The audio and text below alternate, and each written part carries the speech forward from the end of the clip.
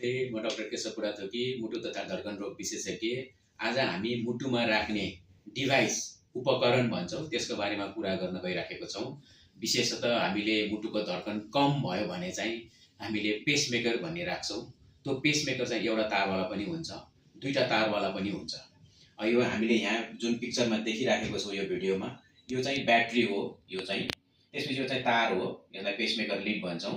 यो चाहिँ हामीले सिंगल एउटा मात्रै तारवाला राखेको छौँ भने त्यस्तै गरेर हामीले चाहिँ अर्को चाहिँ दुईटा तारवाला पनि हुन्छ। यो दुईटा तारवाला चाहिँ हामीले यहाँ गऱ्यो भने दुईटा तारवाला देख्छौँ हामीले यसमा। यो दुईटा तारवाला चाहिँ हामीले यसरी दुईटा तारवाला राख्छौँ। यो दुईटा तारवाला चाहिँ एउटा चाहिँ राइट एट्रियममा हुन्छ, अर्को चाहिँ राइट भेन्ट्रिकल हुन्छ। स्पेसली आजकल चाहिँ हामीले एपेक्समा नराखिकन, राइट भेन्ट्रिकुलर एपेक्समा नराखिकन हामीले चाहिँ सेप्टममा राख्छौँ, सो द्याट क्युआरएस कम्प्लेक्स न्यारो हुन्छ र भविष्यमा गएर हुने हार्ट फेलरलाई चाहिँ हामीले प्रिभेन्ट गर्न सकिन्छ भनेर हुन्छ। यो चाहिँ ड्युअल च्याम्बर पेसमेकर भनेको चाहिँ दुईटा तारवाला हो भने सिंगल च्याम्बर पेसमेकर भनेको चाहिँ एउटा वाला तारवाला हो। त्यो एउटा तार हाल्ने चाहिँ विशेष गरेर धेरै केसमा चाहिँ हामीले हालिँदैन, एउटै केसमा हालियो। त्यो भनेको चाहिँ पर्मानेन्ट एट्रियल फिब्रिलेसन छ भने मात्रै हामीले सिंगल पेसमेकर हाल्छौँ। अदरवाइज अरू सबैमा चाहिँ हामीले डबल च्याम्बर पेसमेकर हाल्नुपर्ने हुन्छ। त्यसै गरेर कसैमा चाहिँ एकदमै चाहिँ मुटुको हार्ट फेलर हुन्छ, चाहे त्यो हार्ट एट्याकले गर्दा होस्, चाहे चाहिँ मुटु कमजोर भएर होस्, मुटुको मसल्सहरू कमजोर भएर होस्, त्यस्तो छ भने चाहिँ हामीले फेरि त्यस्तो केसलाई चाहिँ हामीले चाहिँ सीआरटी भन्ने डिभाइस राख्छौँ। त्यो सीआरटी चाहिँ तीनटा तारवाला हुन्छ। हामीले चाहिँ विशेष गरेर राख्ने भनेको चाहिँ तीनटा तारवाला हुन्छ। यो तीनटा तारवाला चाहिँ हामीले चाहिँ यसरी राखेको हुन्छौँ। यो तीनटा तारवाला चाहिँ हामीले यसरी हेऱ्यौँ भने हामीले एउटा तारवाला चाहिँ राइट भेन्ट्रिकलमा देख्छौँ, एउटा राइट एट्रियममा देख्छौँ, अर्को चाहिँ लेफ्ट भेन्ट्रिकलमा जान्छ कोरोनरी साइनसको थ्रु। हामीले यसरी हेर्न सक्छौँ यो तारहरू चाहिँ।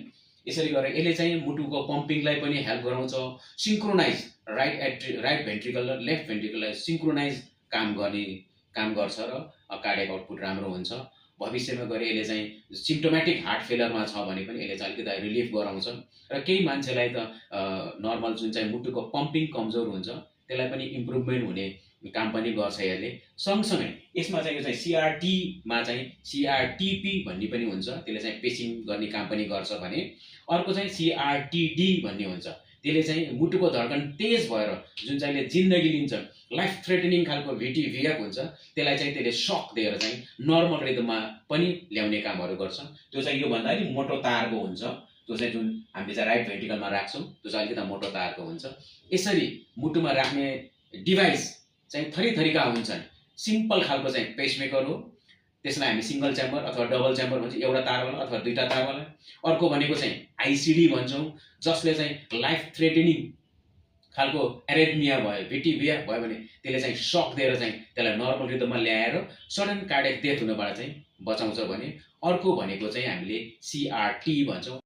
डिभाइस भनेको चाहिँ हाम्रो सीआरटी हो। त्यो दुई थरीको हुन्छ, सीआरटीपी, अर्को चाहिँ सीआरटीडी।